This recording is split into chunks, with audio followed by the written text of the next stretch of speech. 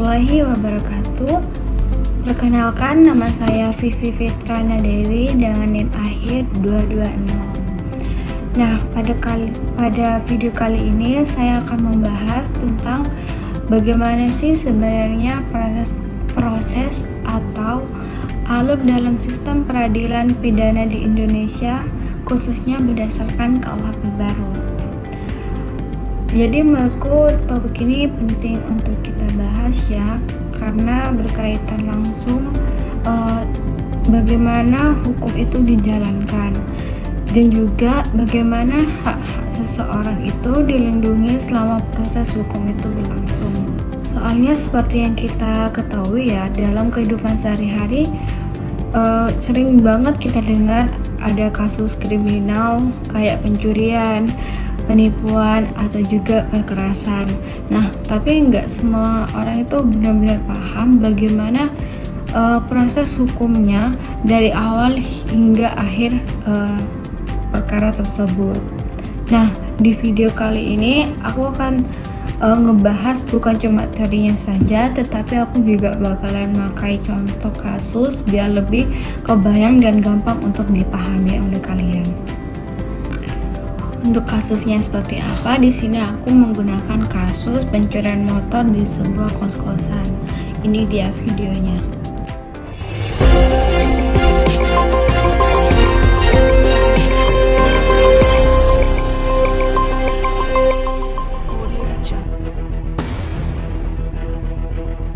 Satu, dua, tiga motor dimaling dalam satu kali beraksi. Kejadiannya di kos-kosan Jalan Haji Basir, Tangerang Selatan. Dengan santainya komplotan maling masuk halaman dan beraksi. Ada yang bertugas mengambil motor, berjaga di pagar, standby di motor sampai mengawasi sekelilingnya. Satu motor berhasil dicuri. Nggak puas sampai di situ, kawanan ini lanjut mencuri motor kedua. Dan gas terus, nggak butuh waktu lama, motor ketiga ikut dimaling. Total 3 motor dibawa kabur dalam satu waktu. Aksi kawanan maling ini baru ketahuan pagi hari saat para penghuni kosan mulai beraktivitas. Motor yang saya itu sampai dibawa keluar, dipatahin stangnya, terus terakhir motor teman saya. Jangan lengah, selalu kunci motor, kalau perlu tambah gembok tambahan supaya lebih aman. Dari Tangerang Selatan, Syabudin Atar melaporkan. Di dalam sistem peradilan pidana di Indonesia ada beberapa lembaga utama yang punya peran masing-masing. Yang pertama adalah kepolisian. Di sini polisi berperan di tahap awal, yaitu penyelidikan dan juga penyidikan. Mereka itu orang pertama yang pertama kali yang akan menerima laporan dan juga datang langsung ke tempat kejadian. Lalu mereka akan mencari bukti sampai akhirnya menetapkan seseorang sebagai tersangka.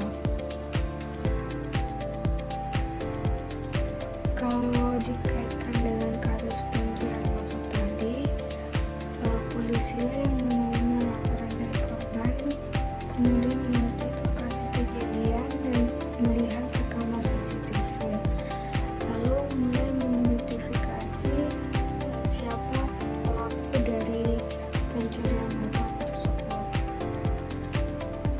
Karena itu laporan polisi sangat penting, bisa dibilang ini tuh pintu awal dari seluruh proses hukum. Kalau di tahap ini sudah terjadi kesalahan, maka bisa berdampak ke proses selanjutnya. Selanjutnya ada kejaksaan. Jaksa berperan dalam tahap penuntutan. Setelah proses penyidikan selesai, berkas berkas perkara tersebut akan diserahkan ke jaksa. Nah, dari situ jaksa akan menyusun surat dakwaan berdasarkan bukti-bukti yang ada, lalu akan membawa perkara tersebut ke pengadilan. Di dalam kasus pencurian motor tadi, jaksa akan menjelaskan di pengadilan bagaimana peristiwa itu terjadi dan juga mengapa terdakwa harus dipertanggungjawabkan secara hukum. Kemudian ada pengadilan, yaitu hakim. Nah, hakim ini berperan untuk memeriksa dan juga memutus perkara. Di dalam persidangan, hakim akan mendengarkan semua keterangan baik dari saksi, terdakwa, maupun melihat barang bukti. Hakim harus bersikap netral dan juga objektif, artinya tidak memihak kepada siapapun dan hanya berpegang pada fakta yang terungkap di persidangan. Dari situlah hakim akan menentukan apakah terdakwa ini bersalah atau tidak di dalam kasus pencurian motor tadi. Selanjutnya ada advokat atau penasihat hukum. Advokat ini bertugas mendampingi dan juga membela tersangka atau terdakwa selama proses hukum itu berlangsung. Di dalam KUHP baru, peran advokat itu semakin penting karena memastikan bahwa hak-hak tersangka tetap terlindungi dan tidak dilanggar selama proses hukum.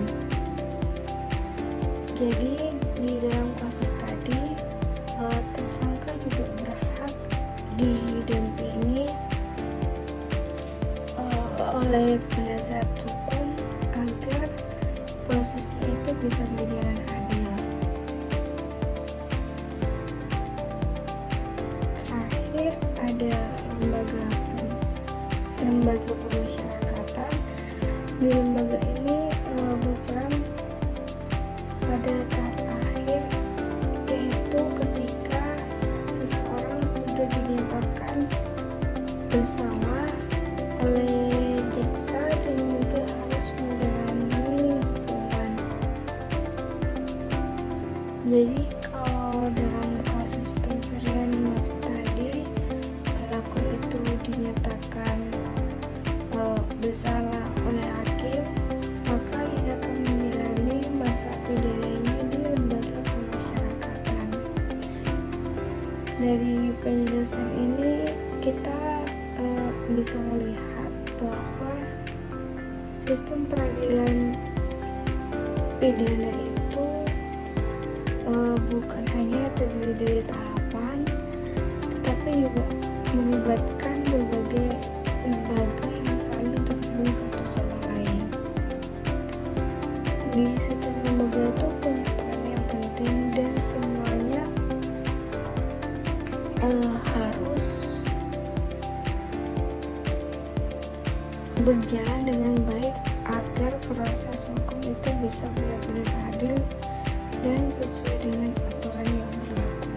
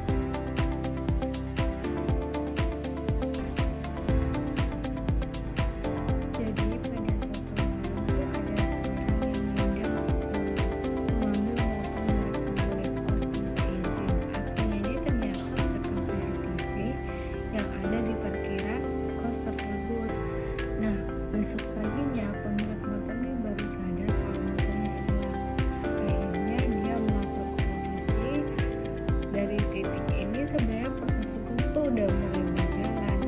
Tapi yang perlu kita pahami, proses hukum itu nggak langsung meloncat ke pengadilan. Ada tahapan-tahapan yang harus dilalui dulu. Dan tahapan ini tuh penting banget supaya proses penegakan hukum itu berjalan secara adil dan nggak semena-mena. Nah, untuk tahap-tahapannya itu ada seperti berikut. Kita bisa lihat ada beberapa tahapan yang harus kita lalui. Nah, yang pertama itu ada penyelidikan, dimana yaitu adalah tahap pertama yang polisi akan cari tahu terlebih dahulu apakah benar telah terjadi tindak pidana atau tidak. Karena nggak semua laporan itu langsung bisa diproses lebih lanjut. Harus ada indikasi awal dulu. Dalam kasus tadi, polisi biasanya akan datang ke lokasi dan juga akan mengecek rekaman CCTV dan juga bertanya kepada saksi di sekitar TKP. Dalam kasus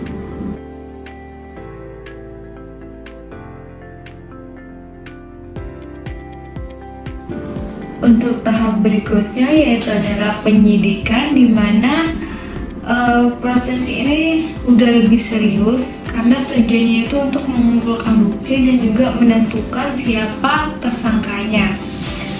Polisi memeriksa secara lebih detail dan juga mengamankan barang bukti serta menganalisis kejadian.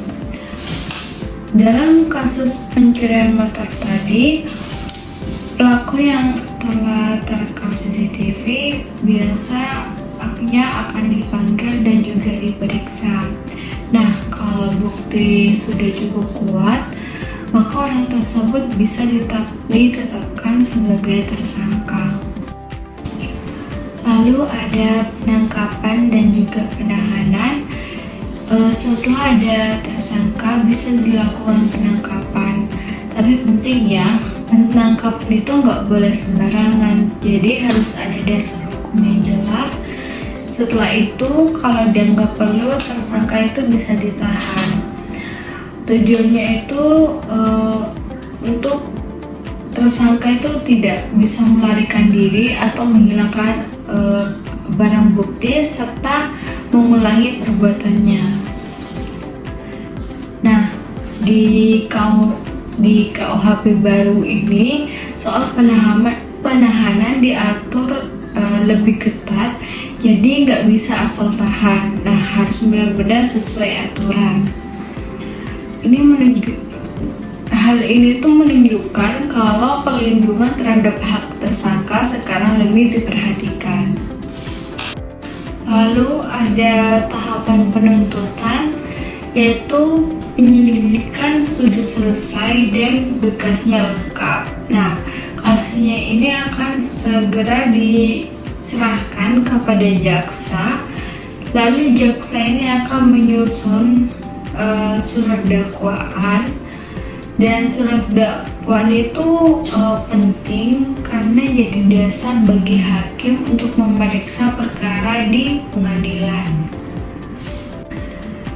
Lalu masuk ke tahap persidangan, di mana paling sering kita lihat yaitu persidangannya. Di sini hakim akan mendengarkan semua keterangan baik dari saksi, terdakwa maupun ahli kalau ada. Nah, semua bukti juga akan diperiksa di sini. Biasanya persidangan tuh terbuka untuk umum supaya prosesnya itu transparan. Tujuan akhirnya itu untuk mencari kebenaran yang sebenarnya atau yang disebut dengan kebenaran material. Lalu ada putusan dan upaya hukum, di mana setelah semua proses ini selesai, hakim akan memberikan keputusannya. Nah, putusannya itu bisa bebas, bisa lepas, dan juga pidana. Kalau salah satu pihak merasa tidak puas, masih ada namanya upaya hukum seperti banding dan juga kasasi.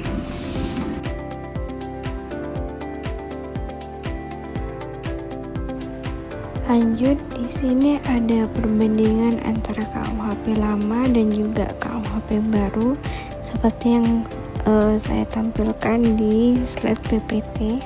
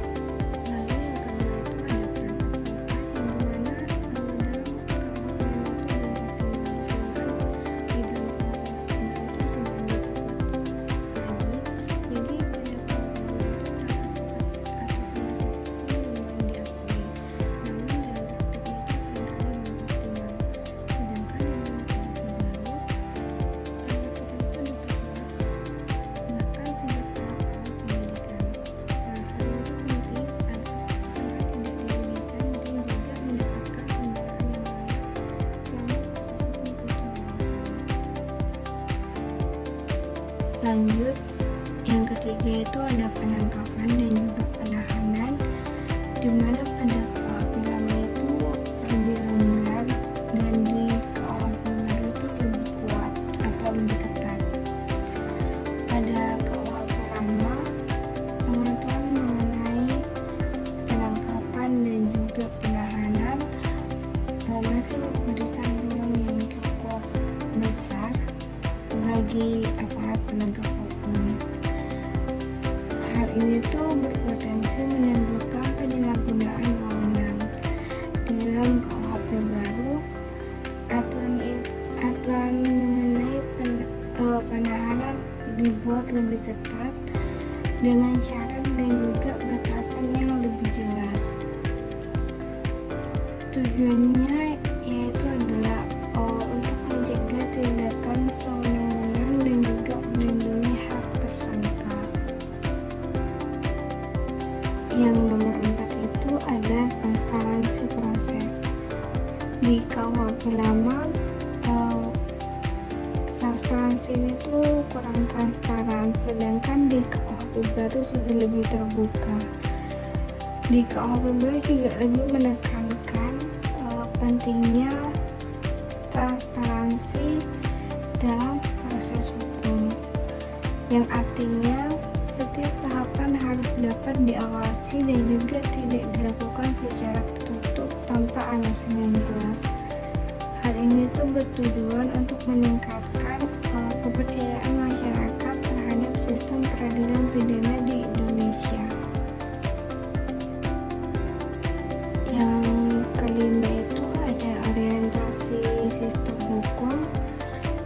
Di KUHP lama itu lebih fokus pada penegakan hukum, sedangkan pada KUHP baru itu mengenai keseimbangan keadilan dan juga hak atau hak asasi manusianya.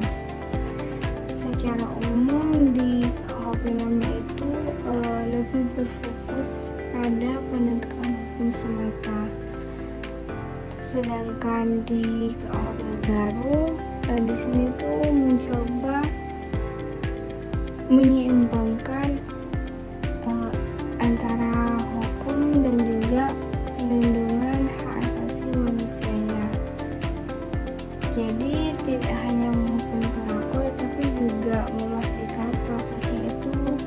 dilakukan secara adil.